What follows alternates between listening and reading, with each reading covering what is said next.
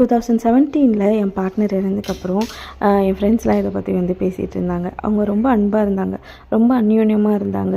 அவரே அவளை கூட்டிகிட்டு போயிடுவார், அவளே இறந்து போயிடுவாள், அவளால் எப்படி சஸ்டெயின் பண்ண முடியும், அவள் இன்னொரு மேரேஜ் பண்ணிப்பாளா இப்படின்ற ஒரு கொஷின் மார்க்ஸோட எல்லார் வாயிலையும் ஒரு டவுட்டான ஒரு கேள்விகள் இருந்தது.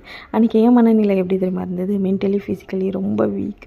நான் என்ன பண்ண போகிறேன்னு எனக்கு தெரியல. இந்த நாளை எப்படி நான் கடந்து போயிடணும், என் வாழ்க்கையில் இந்த நாளை நான் பார்க்கக்கூடாதுன்னு நினச்சேன். ஆனால் இன்றைக்கி பார்க்கும்படி ஆயிடுச்சு. நான் இதை எப்படி கடந்து போகிறேன்? இதெல்லாம் ஒரு கனவாக முடிஞ்சு காலையில் எழுந்துக்கும் போது அப்படி திருப்பி ஃபஸ்ட்லேருந்து லைஃப் ஸ்டார்ட் ஆகாதா? இந்த மாதிரிலாம் நிறைய யோசனைகள் போகும்போது நாங்கள் 2 பேரும் பேசிகிட்டு இருந்தது அப்படியே என் மெமரிஸில் வந்தது. நீ சொல்லு, ஒரு வேளை நான் இல்லாமல் போனால் நீ என்ன பண்ணுவ?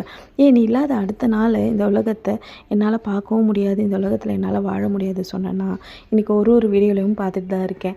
அப்புறம் ஒரு 1 இயர் கழிந்த உடனே அந்த கஷ்டங்கள்லாம் கொஞ்சம் கொஞ்சமாக கரைஞ்சி வாழ்க்கையில் கமிட்மெண்ட் ஆயிடுச்சு. கமிட்மெண்ட்டாக ஆகும்போது வாழ்க்கையோட பர்பஸ் தெரிஞ்சுது. ஸோ அப்போ தோணுச்சு, யாருன்னா நம்மளை விட்டு போனால் அவங்க பின்னாடியே நம்ம போயிடணும்னு எந்த அவசியம் இல்லை.